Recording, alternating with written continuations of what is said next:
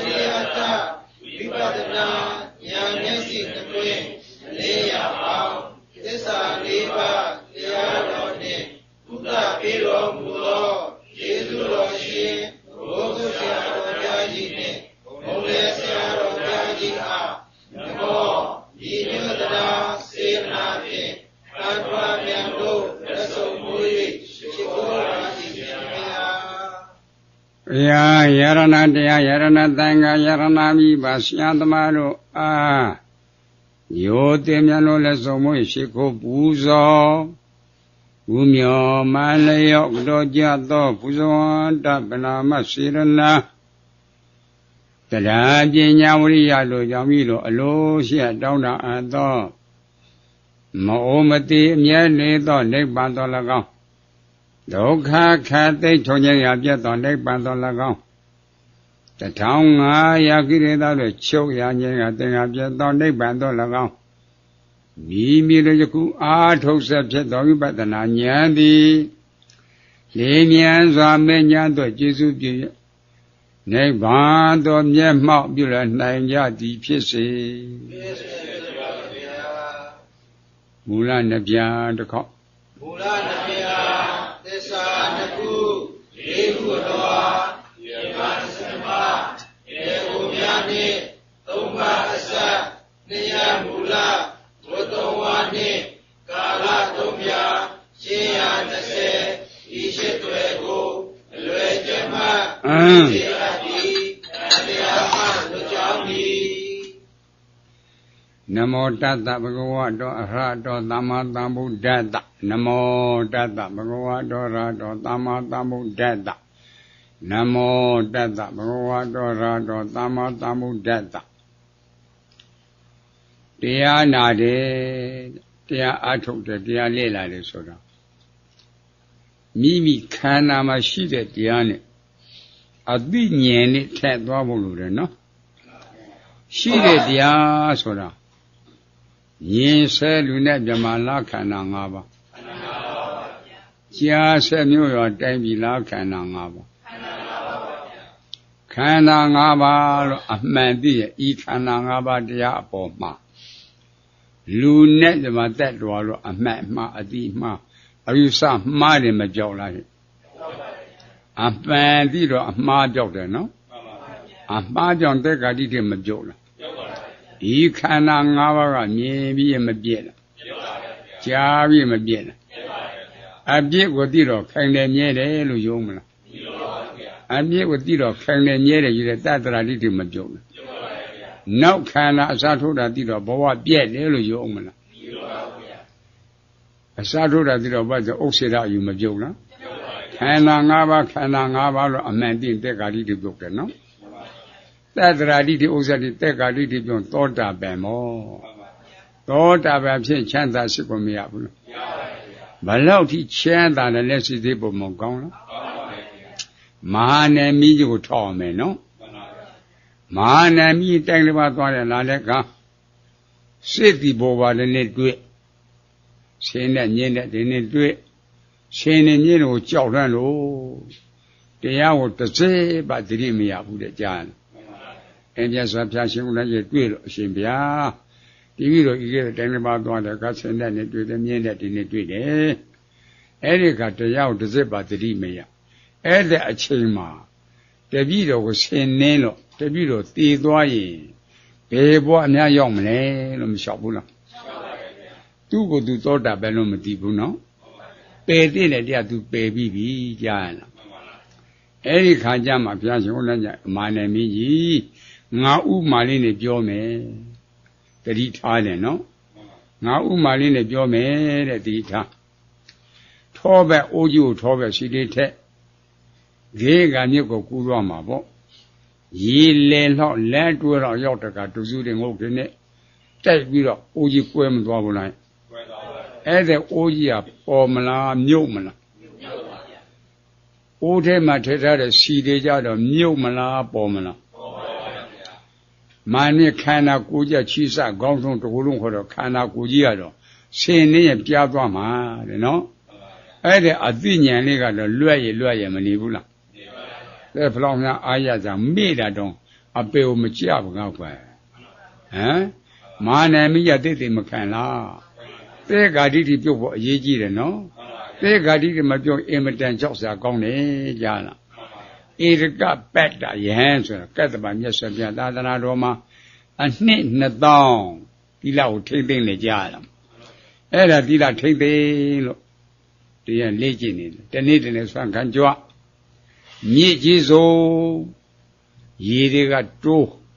လှိုင်တွေကပုတ်ဘွတ်တွေကမှုတ်မောင်းပါဆိုလို့ကမ်းဖြစ်ကိုလဲနေရမ်းကြည့်တော့ပိန်းဖြစ်လဲကြိုင်ပြီးတော့ပြက်ပါလာတယ်တေးမွားသောအဘက်လေးပေါ့ကွာဒေသနာမကြားလိုက်ရဘူးအရက်လေးစိမနာကြည့်ရဟန်းကတပါးပါမတွေ့၄၅6လောက်ကြာတဲ့ခါကျတော့မကြမ်းမှဖြစ်လာတယ်ဖြစ်တော့သူ့ဝေဒနာကတနေ့တစ်ပတ်တိုးတက်လာတယ်တနေ့တနေ့ဝေဒနာတွေကတိုးပြင်းပြင်းထန်ထန်ဖြစ်တေဝေဒနာတော့မဆုံးတော့ဘူးတေဝေဒနာနဲ့ခန္ဓာဇတ်တင်းတော့မှာပဲငါဖာပြစ်တင်များရှိတယ်လဲလို့သီလကိုမစစ်ဆေးဘူးလားအဲ့တော့ဆွမ်းခံသွားတဲ့အခါမှာပင်ကိုလေဘောငါပေးဖေးတဲ့ကပြက်ပါလာတာလေးကိုသူတတိရတယ်နော်သူ့စိတ်ထဲမှာတန်တရားတွေဖြစ်မလာဘူးလားကိုယ်စနိဝရနဲ့မဝင်ဘူးလားအဲ့ဒါနဲ့အဲ့တဲ့စိတ်နဲ့ဝင်ရင်ချုပ်လို့ငင်းငါမြစ်ထဲမှာပင်ကိုတော့ကြည့်တဲ့နဂါကြီးသွားဖြစ်တယ်ဧရကပတ္တနဂါအနှစ်တောင်ထိမ့်သိလေဒီလားလည်းမကဲနိုင်ဘူးကွနော်ကြောက်စရာမကောင်းလားဟေးသေဂာတိတွေပြုတ်တဲ့သူရာမှုကအတော့သမားတို့အိမ်မတန်နေ့စဉ်နဲ့ပန်ဖို့ခိုးနေတဲ့မေဖရာတို့တွေကုက္ဆာကြွမ်းမတို့တွေနေ့စဉ်တော့ခိုးနေတဲ့တိုးဆိုကြွမ်းမနော်မျက်စံဖျားရှင်တဲ့အတွက်သစ္ဆန္ဒခန္ဓာပြပိဿသုတ်ပတ်တရားကြားနာတော့တမိတ်တဖို့ရတော့သောတာပန်မဖြစ်လားရဲ့ပြီးတဲ့နေ့ကစခိုးသေးရလားမခိုးတော့ဘူးကြားရလားအဲ့လိုလေ့လာဖို့မကောင်းလားလေ့လာအဲ့ဒါသဘောပေါက်ဖို့လို့သိဖို့လို့တယ်စဉ်းစားကြတမိတ်တဖို့ရဖို့အရေးကြီးတယ်တေကာတိတိပြုတ်ဖို့အရေးကြီးတယ်တေကာတိတိမပြုတ်စိတ်မချဘူးနော်ပေါ်တိုင်နေလို့တော်ပါမလားအဲ့ကြောင့်ခန္ဓာသိဖို့မလိုဘူးလားသစ္စာသိဖို့မလိုဘူးလားရိစ္ဆာသုတ်ပဲကြောင်းကျိုးသိဖို့မလိုဘူးလားအဲ့တော့မရသေးတဲ့ပုဂ္ဂိုလ်ရလေအောင်ရပြီးသားပုဂ္ဂိုလ်လုံးကိစ္စပြေအောင်မျက်စိပေါက်ကစမနောဒွါရအထိမှန်လေးခိုင်တာဖို့ကြစကုမျက်စိဒီကိုစေတိုက်တော့စက္ကဝိညာဉ်ပေါ်ပါသည်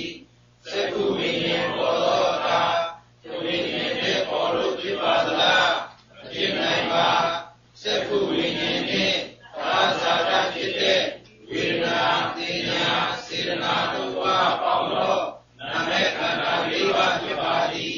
စက္ခုကြည်နှင့်အစင်းကိုခန္ဓာတွဲတော့ယူဘက်ခန္ဓာဖြစ်ပါသည်နာမည်ခန္ဓာ၄ပါးနှင့်ယူဘက်ခန္ဓာပေါင်းသောခန္ဓာ၅ပါးဖြစ်ပါသည်မျက်စိကြည်ကိုစင်တိုင်းတော့မြင်သိစိတ်ပေါ်ပါသည်အစင်းကိုမြင်သိရာစိတ်ဝေဒနာတင်ညာစေတနာကစေတသိက်စိတ်စေတသိက်မျက်စိကြည်နှင့်စေတနာယုတ်စိတ်စေတသိက်ယုတ်မျက်စိကြည်ကိုစင်တိုင်းတော့မြင်သိစိတ်ပေါ်ပါသည်အစင်းကိုမြင်သိရာတရားမျက်စိကြည်နှင့်စေတနာယုတ်တရားနာယုတ်ကမနာသောတာရှိကိုတန်တိုက်တော့သောတာဝိညာဉ်ပေါ်ပါသည်သောတာဝိညာဉ်ပေါ်သောအခါဝိညာဉ်တဲ့ပေါ်လို့ဖြစ်ပါသလားမဖြစ်နိုင်ပါ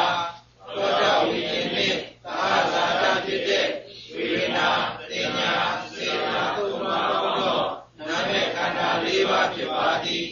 သောတာရှိနှင့်အတန်ကိုခန္ဓာခွဲတော့ယူဘက်ခန္ဓာဖြစ်ပါသည်နာမည်ခန္ဓာ၄ပါးနှင့်ယူဘက်ခန္ဓာပေါင်းသောခန္ဓာ၅ပါးဖြစ်ပါသည်နာရှိကိုအတန်တိုက်တော့သာတိစိတ်ပေါ်ပါသည်အတန်ကိုကြာတိရာကစိတ်ဝေဒနာပညာစေတနာကစေတသိက်စိတ်စေတသိက်နာရှိနှင့်အတန်ကယုတ်စိတ်စေတသိက်ယုတ်နာရှိကိုအတန်တိုက်တော့ကြာတိစိတ်ပေါ်ပါသည်အတန်ကိုကြာတိရာကနန္တရားနာရှိနှင့်အတန်ကယုတ်တရားနာယုတ်တစ်ပါးနာ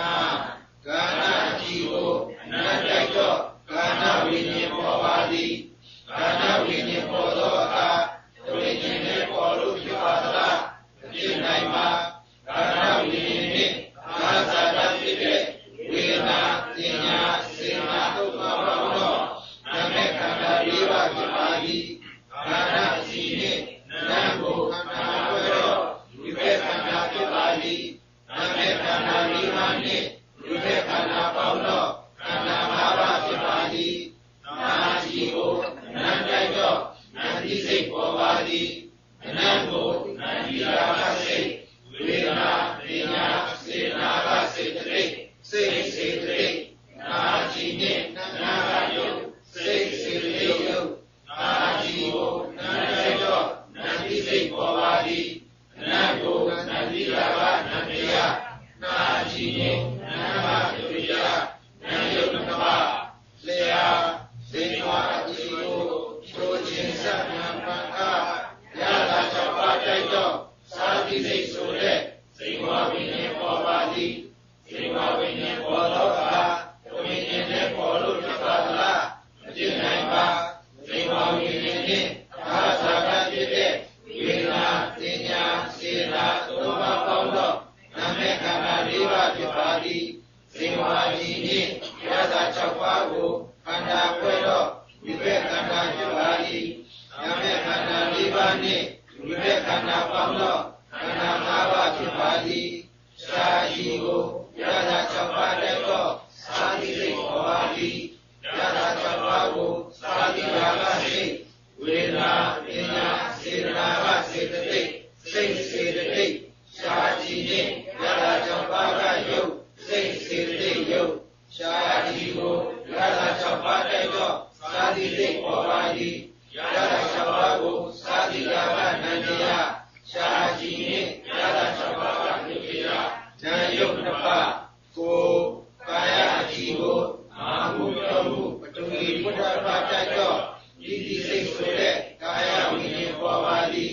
ကာယဝိညာဉ်ပေါ်သောအခါဝိညာဉ်နဲ့ပေါ်လို့ဖြစ်ပါလားမဖြစ်နိုင်ပါကာယဝိညာဉ်နဲ့သာဇာတဖြစ်တဲ့ဝေဒနာပညာစေနာသုံးပါးပေါင်းတော့နာမည်ခန္ဓာ၄ပါးဖြစ်ပါသည်ကာယအကြည့်ဖြင့်အာဟုပြောမှုခန္ဓာခွဲတော့ဒီဘက်ခန္ဓာဖြစ်ပါသည်နာမည်ခန္ဓာ၄ပါးနှင့်ဒီဘက်ခန္ဓာပေါင်းတော့ခန္ဓာ၅ပါးဖြစ်ပါသည်ကိုယ်ကြည့်ကိုဘုမှုေမှုတေသောဘုဒ္ဓဘာသာတော့ဒီစိတ်ပေါ်ပါသည်ဘုမှုေမှုကိုဒီရာကစိတ်ဝေဒနာပညာစေနာကစိတ်စိတ်စေတသိက်ကိုယ်ကြည့်နှင့်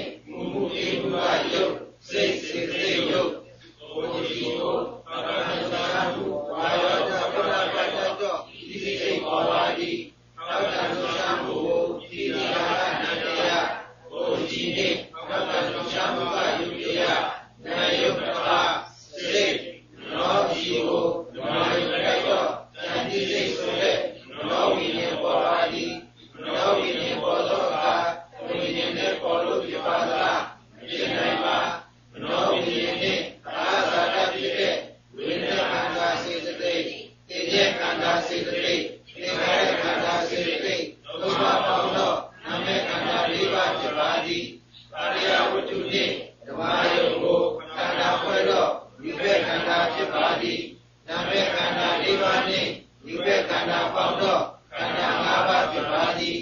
မနောရှိကိုဓမ္မယုတ်တိုက်သောဉာဏ်သိစိတ်ပေါ်ပါသည်ဓမ္မယုတ်တရားပေါ်မှာပုဂ္ဂိုလ်တော်အနေနှင့်ဉာဏ်သိစိတ်ကစိတ်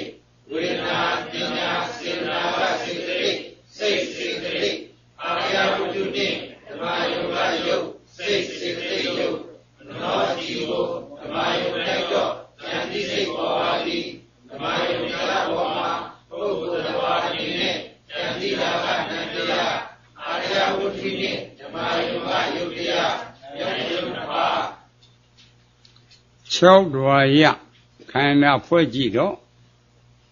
လူအစားသားနဲ့အစားသားဓမ္မအစားသားတိရစ္ဆာန်အစားသားပြိတ္တာအတူရကအစားသားတွေ့ရလားခန္ဓာ၅ပါးတွေ့တယ်လူနဲ့ဓမ္မတ attva မတွေ့တာရှိလို့လားမရှိလို့လားမရှိလို့ပါဗျာမရှိရင်လူဆွဲနဲ့ဆွဲဓမ္မဆွဲကြလူသိတယ်လားတွေ့တဲ့တရားကလူနဲ့ဓမ္မလားခန္ဓာ၅ပါးဒီခန္ဓာ၅ပါးပဲပုံပဲနည်းရှိတာလဲစိစိတ်ပုံမကောင်းကောင်းပါဗျာယူဘက်ခန္ဓာဖက်သဘောရှိတယ်လားဝေဒနာခန္ဓာဖက်သဘောရှိတယ်လားသိညစ်ခန္ဓာဖက်သဘောရှိတယ်သင်္ခါရခန္ဓာဖက်သဘောရှိတယ်ဝိညာဉ်နဲ့ခန္ဓာဖက်သဘောရှိတယ်ဒီခန္ဓာ၅ပါးကမြင်ပြီးရင်ပြည့်ကြားပြီးရင်ပြည့်နားပြီးရင်ပြည့်စားပြီးရင်ပြည့်ထိပြီးရင်ပြည့်သိပြီးရင်ပြည့်ဆိုတော့ခန္ဓာ၅ပါးတွေ့တယ်လားမရှိတာတွေ့မရှိရင်ဘယ်လိုဆွဲမလဲလူနဲ့ဓမ္မတ attva ကအစကတည်းကမရှိချင်းရောက်ဆွဲကြလို့သိတယ်နော်ရှိတယ်ဆိုတော့ခန္ဓာ၅ပါးဖြစ်ပြီးတော့မပြည့်အစွဲခံရလားဟဲ့တော်စတဲ့ဂါတိတွေမပြုတ်လားတဲဂါတိတွေပြုတ်တဲ့ပုဂ္ဂိုလ်ကာယကံနဲ့ပတ်သက်တဲ့အကုသိုလ်ဘာနာတိပါဒအရိဏတာကာသုဆံစာရကံတွေပြုံးမလားတဲဂါတိတွေပြုတ်တဲ့ပုဂ္ဂိုလ်ဝစီကံနဲ့ပတ်သက်တဲ့အကုသိုလ်မုသဝါဒပိဋကဝါစာပရုဒ္ဒဝါစာတန်ဖက်လာဝါစာပြုံးမလားတဲဂါတိတွေပြုတ်တဲ့ပုဂ္ဂိုလ်မနောကံနဲ့ပတ်သက်တဲ့အဘိဇာဗျာပါဒမိစ္ဆာတိတိပြုံးမလားတောင်းရှေးဆရာတော်သမတော်ဒီတက်သက်ခိုးမှုကာမိတုမူတာမိစ္ဆာကဲ့တော့ကမှတ်ပါသောတာပန်လေနော်သောတာပန်ဖြစ်ချမ်းသာရှိကိုရပြီကြားလားဆက်ပြီးတော့နေလားငါလားကြိုးစားမယ်ဆိုရင်ဓမ္မဒိဏကဲ့သို့သောတာပန်ကသရဂံကအနာဂံအနာယကိစ္စပြီးမသွားလားဟဲ့ပြီးပါပါဘယ်လောက်များအာရကြကောင်းတယ်လဲနော်ဒါကြောင့်တော့ခန္ဓာဖွဲ့ဆိုတော့6 ဓဝါယမှာအာဟုတိဖြစ်မဲ့ကိစ္စတန်တရားလည်းမဲ့ကိစ္စတွေကိုတိုက်ဆိုင်တဲ့ကသတိပြုဖို့မကောင်းလားကဲလူတယောက်ကိုဥမာကမလေးမခန့်အတည်ပြည့်ရှေ့ကွဲလောက်အောင်သူ့ကိုမြင်မကောင်းတာတွေကိုပြမှာပေါ့အဲ့လိုပြတဲ့အခါအမြင်ခိုင်းတယ်လို့စိတ်မဆိုးဘူးလားငါ့ကိုမလေးမခန့်သူတို့လို့ရမှာလားအတည်ပြည့်ရှေ့ကွဲတဲ့တရားဆွဲမယ်ဘလူဒီမြင်တဲ့တဲ့တွေမပြောယူဘူးလားအဲ့ဒါကုသိုလ်လားအကုသိုလ်အကုသိုလ်ဘယ်ကဖြစ်တာလဲဘယ်ကစတာလဲစိတ်သိဖို့မကောင်းလားကဲမျက်စိနဲ့ဆင်ရလူလားအစင်းလားအစင်းပါဗျာအစင်းကိုမြင်တဲ့အခါပုဂ္ဂိုလ်တ attva တွေ့သိရလားတွေ့ပါဗျာပုဂ္ဂိုလ်တ attva တွေ့လူကတွေ့ပါမလားတွေ့ပါဗျာမတွေ့ရမတော်တော်တွေကမြင်သိရလားမြင်ပါဗျာအမြင်ခံကမတော်တော်လားအစင်းတယ်လားအစင်းတယ်ပါဗျာဟောမျက်စိအကြည့်ရှိတော့ယူပါအောင်ဆင်းတက်တယ်နော်မှန်ပါဗျာမြင်တဲ့စိတ်မပေါ်လားပေါ်ပါဗျာငါမြင်တာလားမြင်သိတယ်မြင်သိပါဗျာတဝေဉဏ်တဲ့မြင်သိလို့ဖြစ်ကြလားဖြစ်ပါဗျာမဖြစ်သူနဲ့သာဇာတဖြစ်တဲ့ဝေဒနာတင်ညာစေရနာမှာပါလားပါဗျာအစေလို့ခံစားတာလူလားဝေဒနာဝေဒနာပါဗျာနတ်လားဝေဒနာဝေဒနာပါဗျာမြမလားဝေဒနာဝေဒနာပါဗျာအစေလို့ပတ်တာလူတဲ့သမာလားတင်ညာတင်ညာပါဗျာခ စားလုံးစိတ်ဆိုတာမှတ်စားသူငါလားစေရနာဝေဒနာတင်ညာစေရနာသုံးခုပေါင်းတော့နာမခန္ဓာ၄ပါးမကြည့်လားဒီ၄ပါးပြည့်စုံမှမြင်သိစေဖြစ်တာနော်လူနဲ့ဓမ္မလားနာမခန္ဓာ၄ပါးမျက်စိအကြည်ကမတော်ရဟုတ်ကဲ့လားယူပိုင်အောင်ဆင်းကမတော်ရဟုတ်ကဲ့လားခန္ဓာဖွဲ့ကြတော့ယူပခန္ဓာမရလားနာမခန္ဓာ၄ပါးနဲ့ယူပခန္ဓာပေါင်းပဲခန္ဓာ၅ပါးရတယ်နော်အဲ့လိုခန္ဓာဖွဲ့ကြတော့ဒေါသဖြစ်သေးရလားအဲ့လိုအကြောင်းတာကိလေသာအကုသိုလ်ဖြစ်မဲ့နေရာတွေတန်ကြလဲမဲ့ခိစ္စတွေကြတော့ခန္ဓာဖွဲ့ရတယ်ကြားလားအဲ့လိုစိတ်သေးပေါ်မကောင်းလားလူတယောက်ကနားနဲ့ပတ်သိပြီးတော့ဆဲမှာပေါ့ဆဲမယ်အတိပြည့်ရှိကွဲလောင်ဆဲမှာပေါ့နော်ဆဲတဲ့ကဒီတရားကိုအလေးလာမရှိတဲ့ပုဂ္ဂိုလ်စိတ်မဆိုးဘူးလားဆိုးမလားငါ့ကိုဆဲတာမခံနိုင်ဘူးကွယ်အလားရဘူးလားမှန်ပါဗျာစဉ်းစားကြားရင်တတိလို့မဟုတ်ဘူးလားဟုတ်ပါဗျာတတိပြုလိုက်တဲ့ခါကျတော့လူလားအတန်လားအတန်ပါဗျာဆဲတာလားအတန်လားအတန်ပါဗျာအတန်လို့ကြားတာသောတာဝိညာဉ်နော်မှန်ပါဗျာနံတရားမရလားရပါဗျာသောတာအကြီးနဲ့အတန်ကယုတ်တရားမရလားရပါဗျာနံနှစ်ပါးပေါ့မှန်ပါဗျာကဲဆဲတာလားနံလေးရောနံလေးရောပါဗျာနာကတရားကိုနာ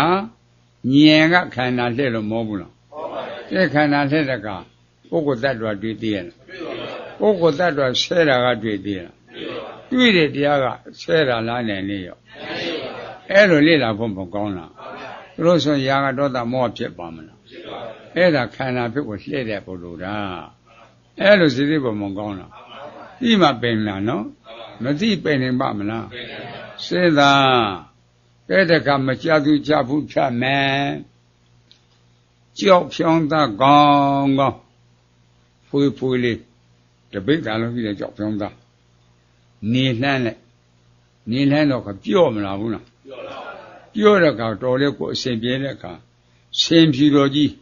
လို့လိုက်တာပေါ့နော်တီပီတတဆွေကုန်ကြီးပေါ့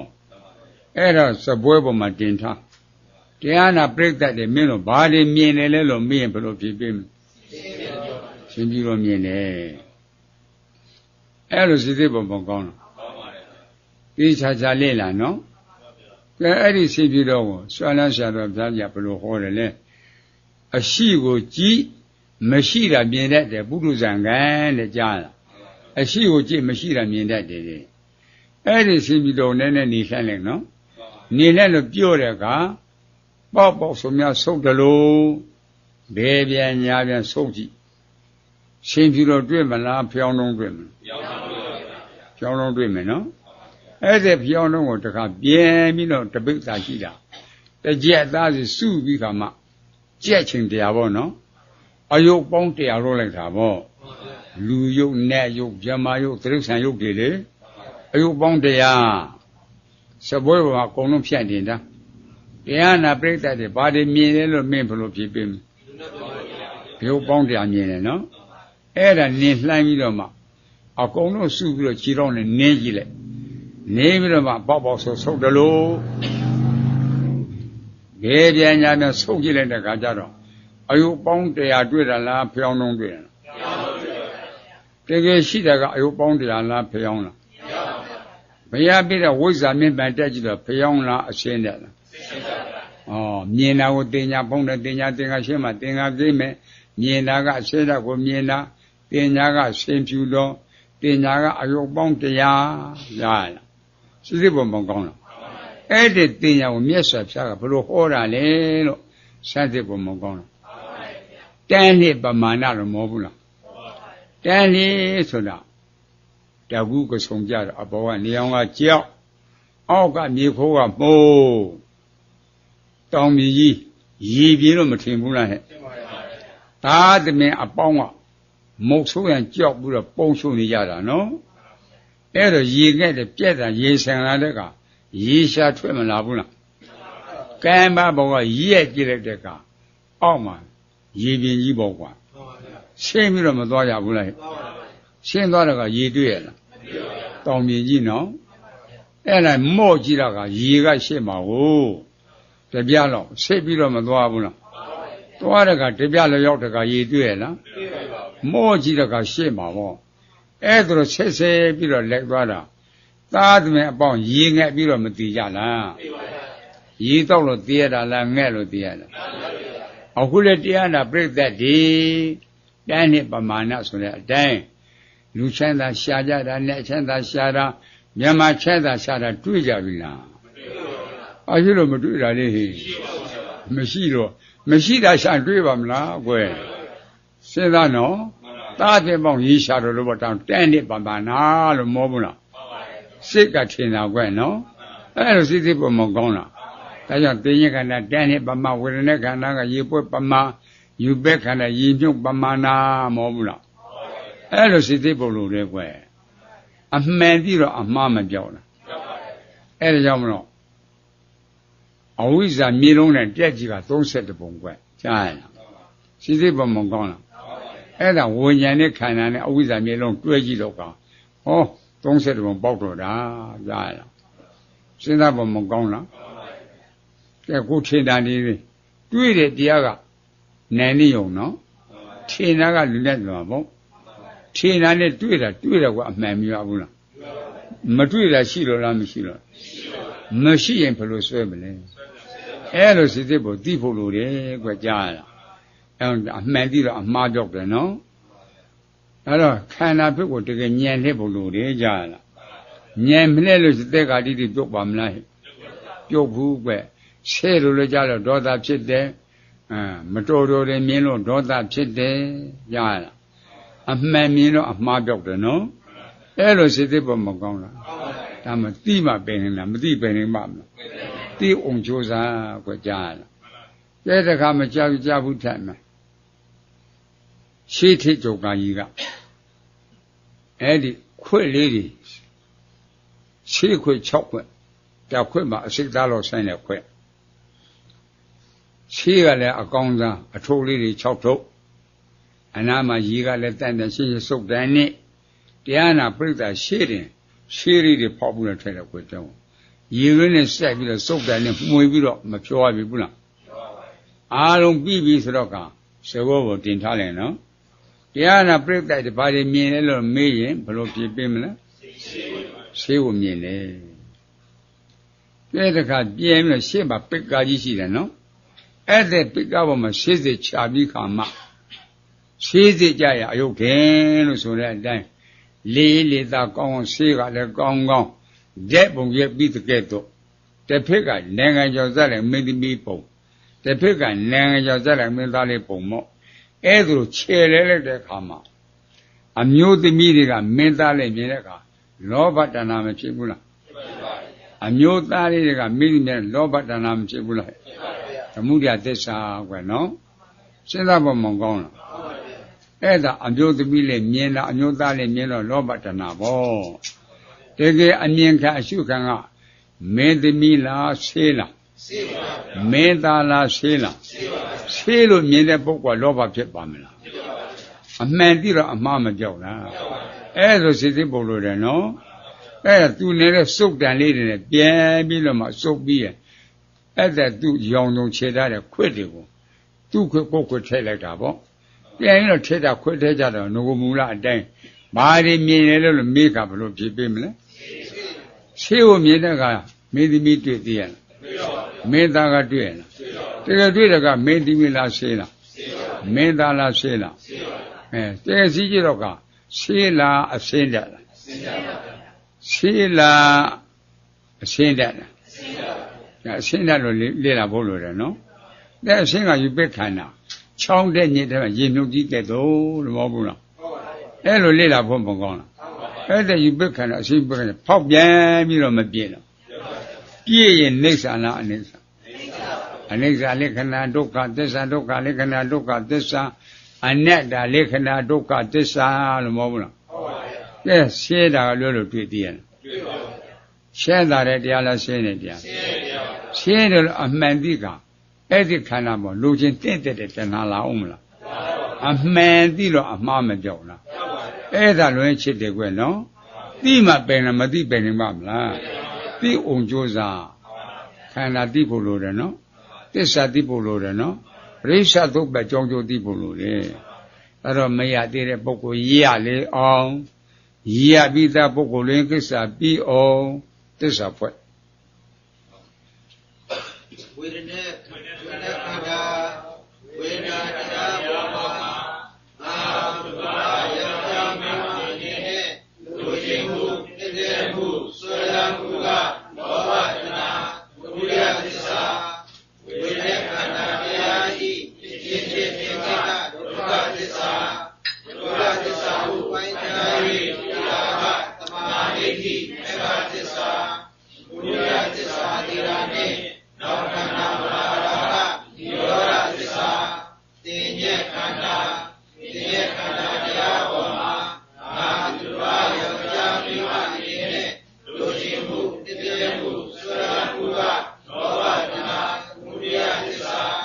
တင်ညက်ခန္ဓာတရားဤဖြစ်ဖြစ်သင်္ခါရဒုက္ခသစ္စာဟုပိုင်းခြား၍ဒီတာကသမာဓိဋ္ဌိမေဃသစ္စာဝိရိယသစ္စာတရားနှင့်နောက်ခန္ဓာမလာတာကနိရောဓသစ္စာသင်္ခါရခန္ဓာတရားပေါ်မှာအာသုဘယောက်ျားမိန်းမအနေနဲ့လူချင်းမှုတည်တဲ့မှုဆွဲလန်းမှုကလောဘတဏှာဝိရိယသစ္စာဒီကရခန္ဓာဤဖြစ်ဖြစ်သင်္ခါရ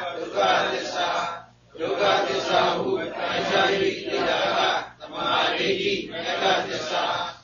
ဝိရိယသစ္စာတရားနှင့်နောက်ခန္ဓာမလာတာကနိရောဓသစ္စာဝိညာဉ်နဲ့ခန္ဓာတရားပေါ်မှာအာသုဘယောက်ျားမိန်းမနေတဲ့လူချင်းမှုတည်တဲ့မှုဆွဲလန်းမှုကလောဘတဏှာဝိရိယသစ္စာဝိညာဉ်နဲ့ခန္ဓာတရားဤဖြစ်ဖြစ်သင်္ခါရဒုက္ခသစ္စာဟုပိုင်းခြား၍ဒီတာကသမာဓိဋ္ဌိမေဃသစ္စာဝိရိယသစ္စာတရားနှင့်နောက်ခန္ဓာမလာတာကနိရောဓသစ္စာဝိပက္ခန္ဓာတရားပေါ်မှာအာသုဘယောက်ျားမိန်းမအနေနဲ့လူချင်းမှုတည်တဲ့မှုဆွဲလန်းမှုကလောဘတဏှာဝိရိယသစ္စာဝိပက္ခန္ဓာတရားဤဖြစ်ဖြစ်သင်္ခါရဒုက္ခသစ္စာဟုပိုင်းခြား၍ဒီတာကသမာဓိဋ္ဌိမေဃသစ္စာဝိရိယသစ္စာတရားနှင့်နောက်ခန္ဓာမလာတာကနိရောဓသစ္စာ သစ္စာ၄ပါးကိုသိမှသောတာပန်သစ္စာ၄ပါးသိမှသရဂံသစ္စာ၄ပါးသိမှအနာဂံသစ္စာ၄ပါးသိမှယန္တာနော်သစ္စာ၄ပါးကိုမသိရင်သောတာပန်ဖြစ်ပါမယ်ဖြစ်ပါဗျာသောတာပန်မဖြစ်ရင်ဘုရားယန္တာဖြစ်ပါမယ်ဖြစ်ပါဗျာသောတာပန်ကစတယ်ကြားလားမှန်ပါဗျာစီစစ်ပေါ်မကောင်းလားမှန်ပါတယ်ဗျာသစ္စာ၄ပါးကိုမသိတာဝိဇ္ဇာခန္ဓာ၅ပါးကိုမသိတာဝိဇ္ဇာခန္ဓာ၅ပါးတစ်ပါးပါးပေါ်မှာလူနဲ့တမတက်သွားလို့နှလုံးသွင်းမှားတာဝိဇ္ဇာပါဗျာနှလုံးသွင်းမှားတော့လိုချင်တာဘလို့လဲမရရမနေဘူးလို့စွဲလန်းတာအဝိဇ္ဇာတဏှာဥပါဒံဤသုံးခုသစ္စာဖို့တော့ဘာသစ္စာလဲလူလားသမုဒယသစ္စာနတ်လားသမုဒယသစ္စာဗျမလားသမုဒယသစ္စာသားတွေသမီးတွေလားသမုဒယသစ္စာသမုဒယသစ္စာနော်မလောက်ထင်ရှားတယ်လေကြားလားသမုဒယသစ္စာလို့အမှန်သိတာသူငါလားမက်ကသစ္စာမက်ကသစ္စာကသိတယ်ကြားလားသမုဒယအကြောင်းဖြစ်တာအကျိုးခန္ဓာမပေါ်ဘူးလို့ခန္ဓာရတဲ့ပုဂ္ဂိုလ်ခုသောအိုနာသေးလွတ်ကြတယ်ဟာသစ္စာနဲ့ချမ်းသာတဲ့တရားလားရှင်းတဲ့တရားရှင်းတဲ့တရားလို့အမှန်သိဖို့မလို့နော်ရှင်းတဲ့တရားလို့အမှန်သိနောက်တစ်ပံတေခန္ဓာမျိုးရချင်သေးရဲ့လက်ရှိခန္ဓာမတွေ့တာဘူးပေါ့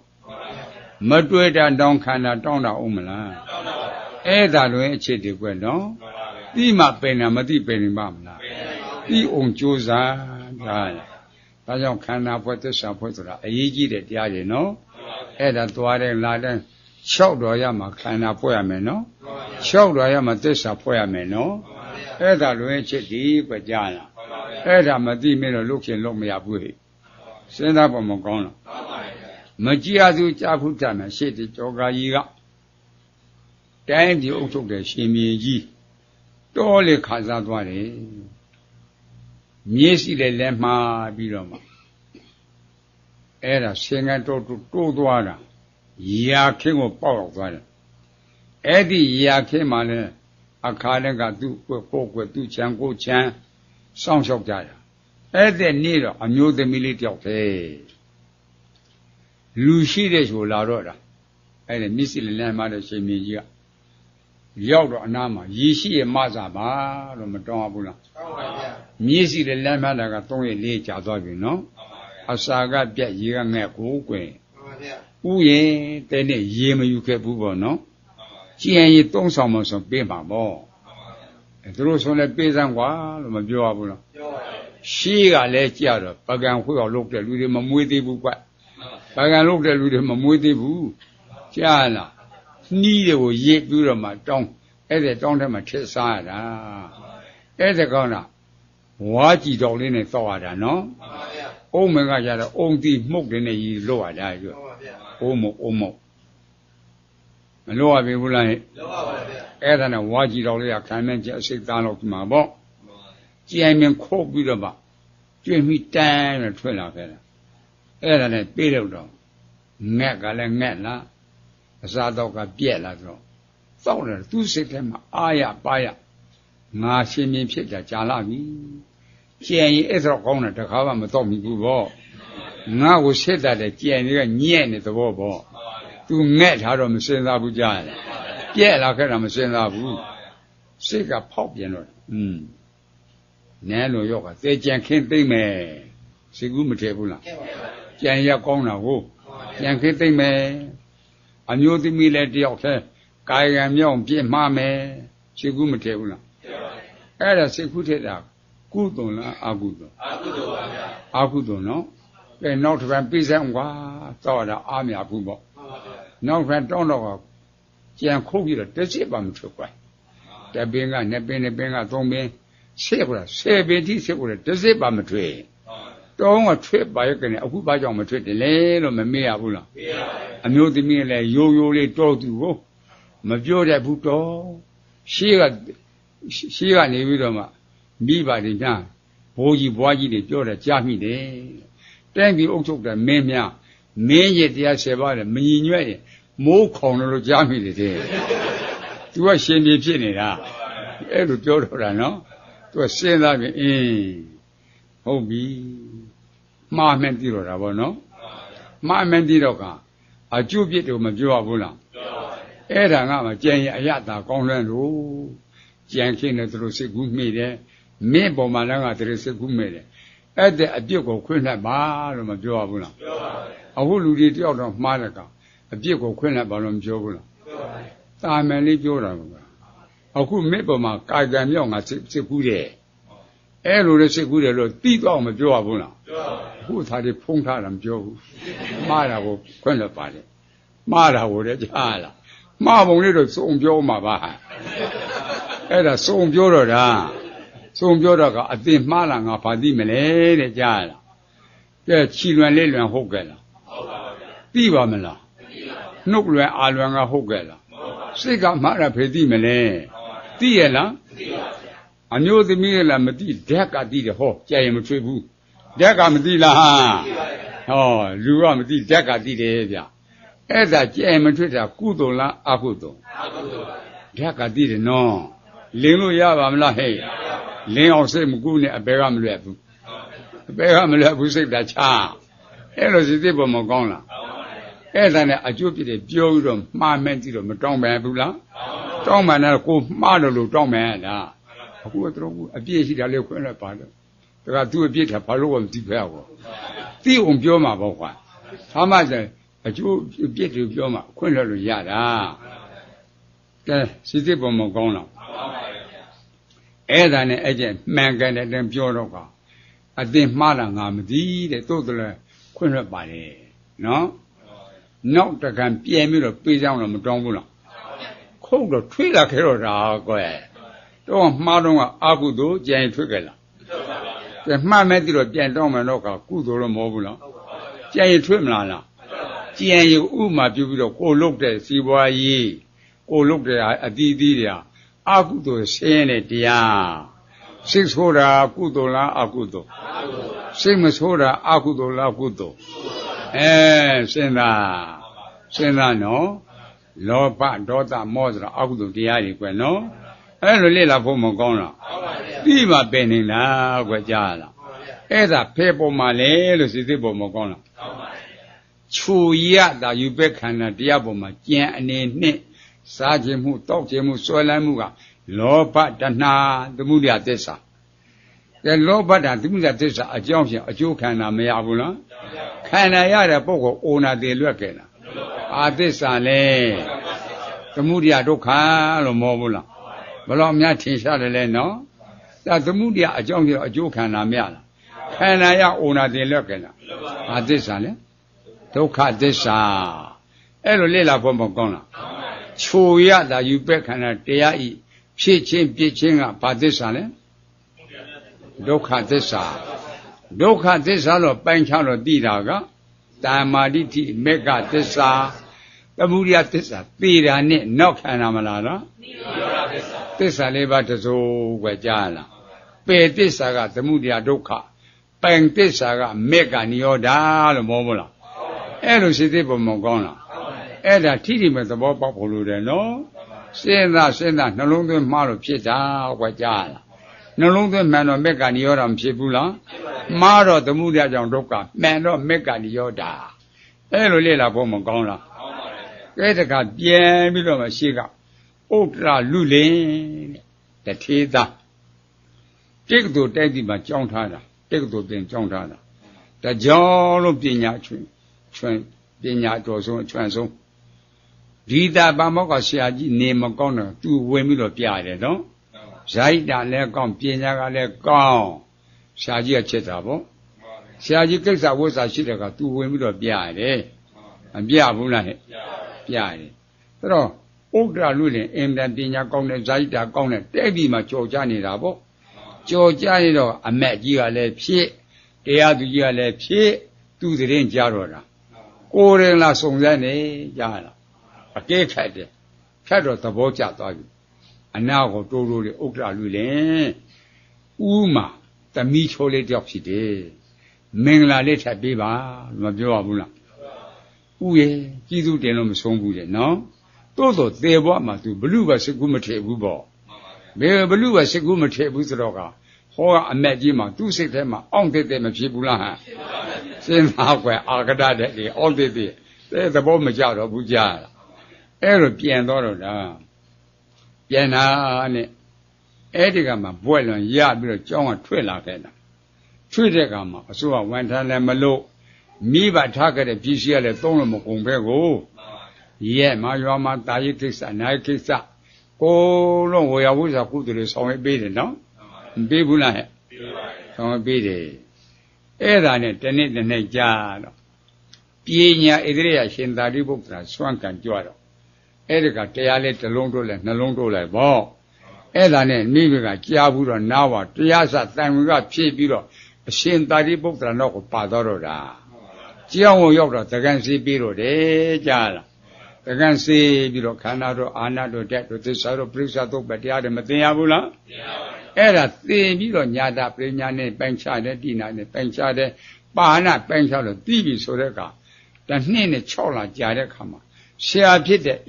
ရှင်သာရိပုတ္တရာနေထိုင်မကောင်းဘူးဆရာတွေဆေဝါတက်စာရှာမယ်ဆိုတော့ကျောင်းတော်မှာခတ်စောတော့အခွင့်အရေးယူကျောင်းတော်မှာမျက်နှာသိတဲ့ကျောင်းတော်မျက်နှာမသိဘဲနဲ့မြို့ပြင်ကြမှာသိမယ်ဆိုပြီးခါမှာအဲ့ဒီပါဆွမ်းကန်စောကြီးထွက်သွားတယ်မြို့ပြင်ရောက်တဲ့ခါကျတော့ကံမောင်ရောက်ကိုတပည့်ကိုတင်းကံတဲ့ဆင်မျက်နှာတက်တာပေါ့အဲ့ဒီမှာတော့ခိုးမြောက်ကအိမ်တိမ်မှာတိပြီးတော့ခိုးရတော့တာကိုလင်းအားကြီးပေါ့နော်အေးရှင်ကတခိုးမဲပြီးတော့ထားလိုက်တော့တာကြားလားလက်တဲ့ခါကျတော့ခိုးတဲ့တခိုးမြောက်ကကြာရင်တို့ကိုမိချေဆိုပြီးတော့မှသူ့လေးမှာပါတဲ့ဗန္ဒာပစ္စည်းကိုဥဒ္ဒတာမနဲ့တပိတ်ထဲထည့်ပြီးတော့အလွတ်ပြရတော့တာပစ္စည်းရှင်ကအရောက်ဥဒ္ဒတာမနဲ့ကရေးမျက်နှာသိတော့အတိမပြေတော့ကံရရှိပစ္စည်းမြင်တော့တာဖရာလာအောက်မိတာဖွဲ့ထွေးမှာတောင်းမှန်းသိတယ်လက်ခဲထားလားအစားလုံးကတော့သူတော်ကောင်းပေါ့ဖရာလာအောက်မှာဖွဲ့ထွေးမှာတောင်းမှန်းပစ္စည်းမြင်တော့ကလူတော့ခိုးလို့ထင်တော့တာပေါ့ခေါ်သွားတော့တာကြားလား သူခိုးတာဟုတ်ကဲ့လားဟုတ်သူခိုးတာမဟုတ်ဘူးနော်ခိုးတာတစ်တွေကမရှိပစ္စည်းကတွေ့နေပြီမပြေးတော့ကံရရှိတဲ့ကြားလားကာမဝိပါကတ္တငရဲကိုအပဝက်ကိုအမြဲကွယ်နော်တရားသူကြီးရှိပို့တရားသူသူ့ကိုမြင်တဲ့ကမစစ်ဆေးဘူးကားစဉ်တည်းလှမ်းမြန်ကစားစေအမိန့်ချတာအာနာသနဲ့လှမ်းမြန်ကစားတာကားစဉ်ကသွေးချောင်းစီးတာပေါ့ကွာသွေးချောင်းစီးနေတယ်အဲကျောင်းတော်ကအပေါင်းဝဖြစ်တဲ့တာမဏေတွေယဟန်တွေကမြင်မြတ်စွာဘုရားသွားတိုင်ရလျှောက်ကြတယ်ကြားရလားကဲတော်မှာဘုရားကဲတော်မှာပုဒ္ဒတန်တပည့်တော်တို့ရှေ့တင်ထွက်သွားတာတိမှမတရားပြည့်နှိမ့်ဆက်တာပါဗျာလို့မလျှောက်ဘူးလားဘုရားကအာရုံပြုပြီးတော့ကြည့်လိုက်တာပေါ့နော်ငါဘုရားလည်းမတတ်နိုင်ဘူးတဲ့ကြားလားငါဘုရားမယ်တန်မဝိပါကတ္တငါဘွားခြားတော့က तू ကနှိမ့်ဆက်ခဲ့တာဒီလေကဲငရဲပါဝတ်ကိုအမြဲတော့မဟုတ်ဘူးလားကဲအလှည့်ကြတော့မနှွဲ့ရဘူးတဲ့ကွယ်နော်ငရဲပါဝတ်ကိုအမြဲမဟုတ်လားကဲအဲ့တဲ့ဝတ်ကပြီးတော့တာမြတ်ကြားအဲ့ဒါနဲ့အာနာသနဲ့နှားတဲ့ကမြတ်စွာဘုရားကြွသွားတယ်ဥဒ္ဒတာမီအတိတ်သီလကိုစစ်ဆေးလားစစ်ဆေးပါတယ်ဗျာဘယ်လိုနေလဲဟဲ့တပည့်တော်သီလအင်မတန်စင်ကြယ်တယ်တဲ့ကြားငါဖျားလည်းသိတယ်တဲ့နော်အခုမင်းဖြစ်နေတဲ့ကိစ္စ၅ပါးခြားတော့မင်းပြုခဲ့တဲ့အမှုတွေအခုမှပေါ်တော့တာအလိုလိုဖြစ်တာလားအကြောင်းကြောင့်အကျိုးတရားပေါ်ကဲအလိုလိုဖြစ်တာမဟုတ်ဘူးနော်သူနှိမ့်စစ်ခဲ့တာတွေတွေ့တော့မှီတော့တာပေါ့ကွငရဲပဝတ်ကိုအမြဲတော့မဟုတ်ဘူးလားလွယ်ကင်လားမလွယ်ဘူးကွနော်အဲ့ဒါလည်းမြတ်စွာဘုရားခုနကဥဒ္ဒတာနေအဲ့ဒါငရဲပဝတ်ကိုအမြဲအဲ့တော့အသင့်ကိုနှိမ့်စစ်တဲ့အာနာတတော်မေတ္တာမပြည့်နဲ့အမိန့်ချမဲ့တရားသူကြီးကိုမေတ္တာမပြည့်နဲ့ပြည့်စည်ရှင်လည်းမေတ္တာမပြည့်နဲ့မကြာကဝိပါကဝတ်ကျွေးကြည်လိုက်နဲ့ကြားလားမေတ္တာမပြည့်နေတယ်နော်ကိုယ်ကိုထောက်တယ်လှမ်းနေထိုးတော့ကွာမေတ္တာမထားနိုင်ဘူးထားနိုင်ဘူးထားနိုင်မယ်မရှိဘူးကွာကြားလားကဲမေတ္တာထားမယ်တဲ့နော်အားကြောင့်မေတ္တာလဲကိုပြုခဲ့တာလွတ်ပါမလားအဲ့ဒါတော့အကျိုးပြည့်ကိုကြည့်တော့အကြောင်းရှိတော့အကျိုးတရားတွေပေါ်တယ်ဆိုတော့ကမေတ္တာတွေမဖြစ်နိုင်ဘူးလားဟဲ့အဲ့ဒါတော့မေတ္တာထားရမယ်ကွယ်နော်အဲ့ဒါနဲ့မကြာခင်ပြီးပြီးတော့မှဘယ်လိုတွေပြေးခင်တာလဲတော့ကိုယ်တာနာစိတ်မနာခြင်းနေအခုလျှံမြန်ထုတ်ခံတာကြအလိုလေးအမဲလေးမဟုတ်ဘူးလားဟဲ့အော်နေတာဥက္ကဋ္ဌတာမဏေလားဝေဒနာပါဗျာထင်တော့ဥက္ကဋ္ဌတာမလို့မထင်ဘူးလားထင်ပါဗျာအော်နေတာဝေဒနာကွယ်လွတ်ကြလားဟာဝေဒနာကိုယ်တာနာစိတ်မနာခြင်းနဲ့နော်အကြောင်းကျိုးသိတဲ့အတွက်ကဲဒေါသဖြစ်သေးရလားဒေါသမဖြစ်လွတ်ပါပြီကဟေး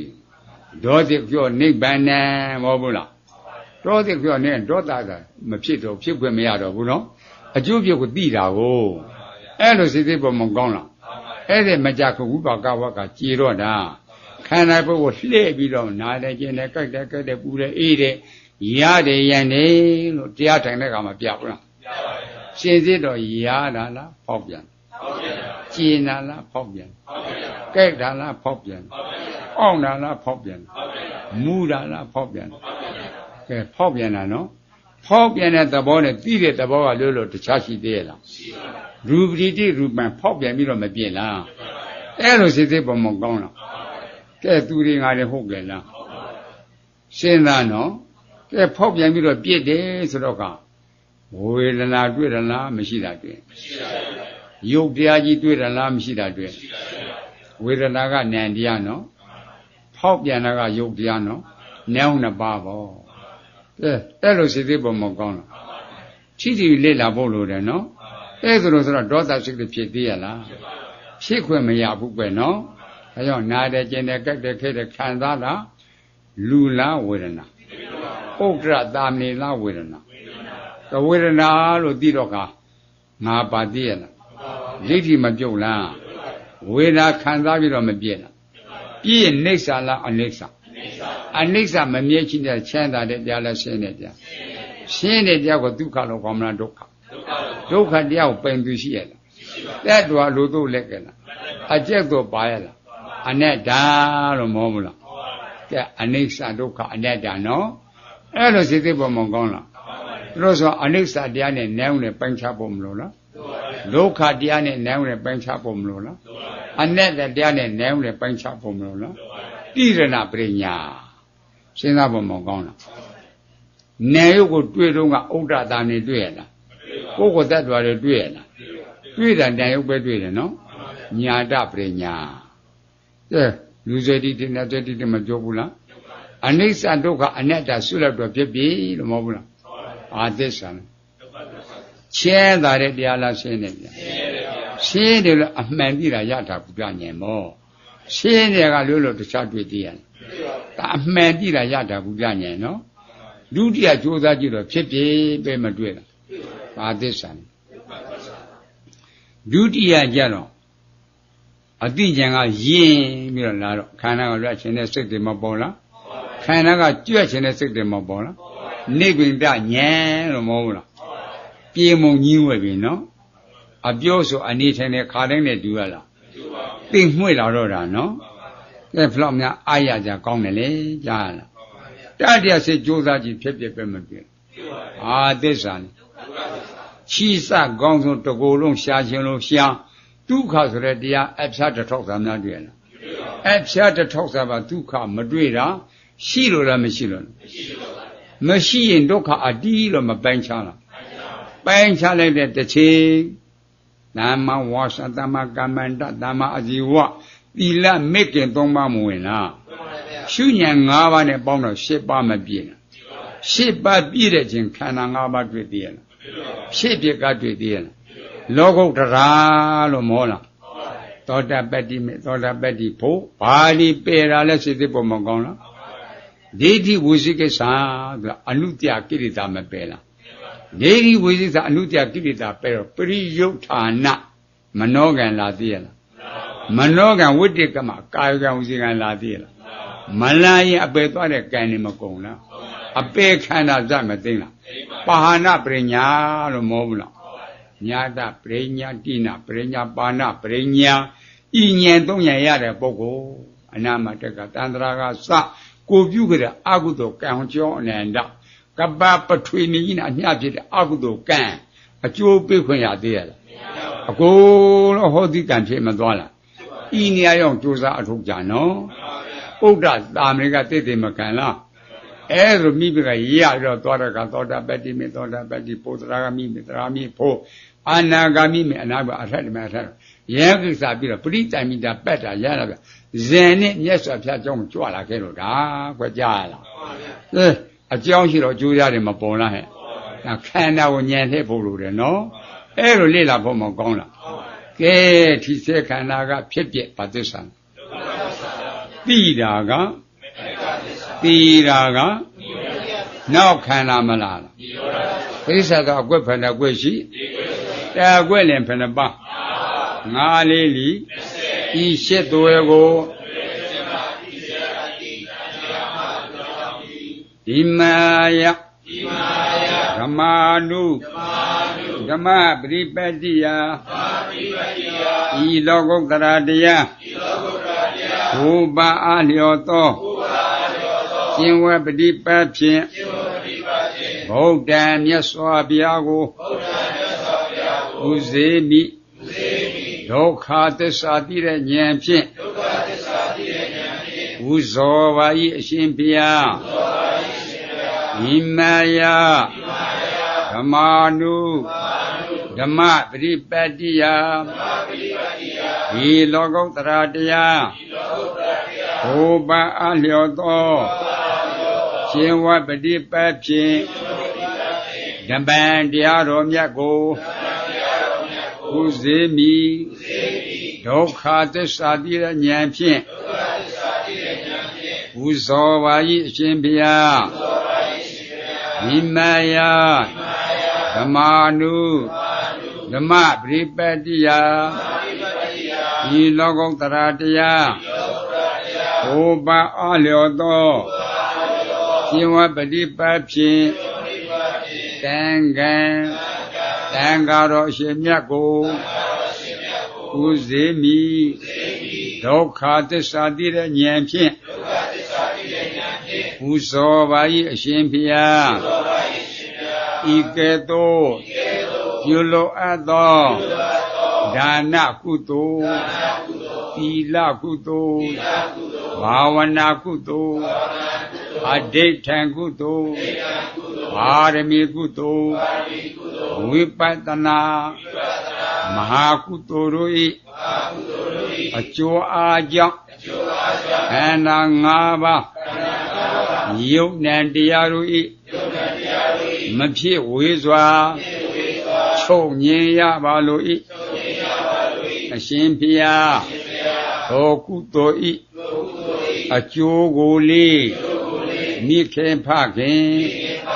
ကျေးဇူးရှင်တို့အား၎င်းနမတကသန္တရာမစ၍တော်ဆက်ခဲ့ဘူးသောမိခင်ဖခင်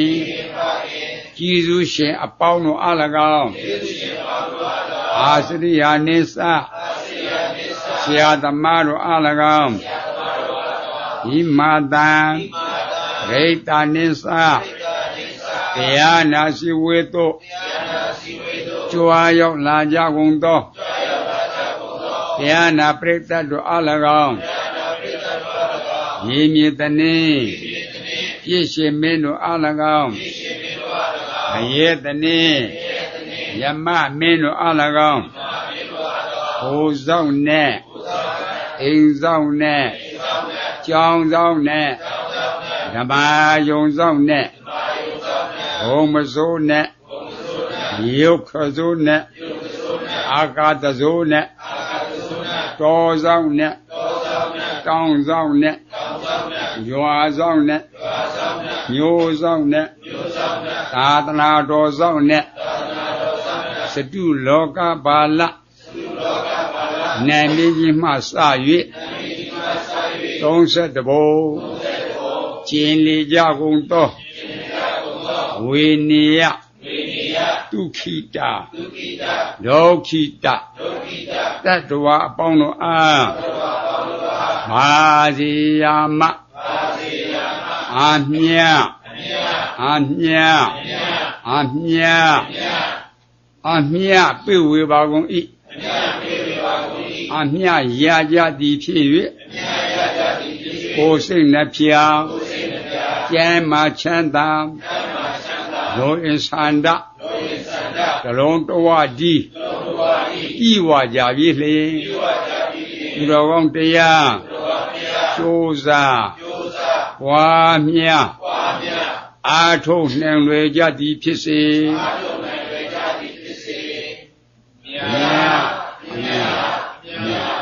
ဤတော်မြတ်ဘာကုန်လော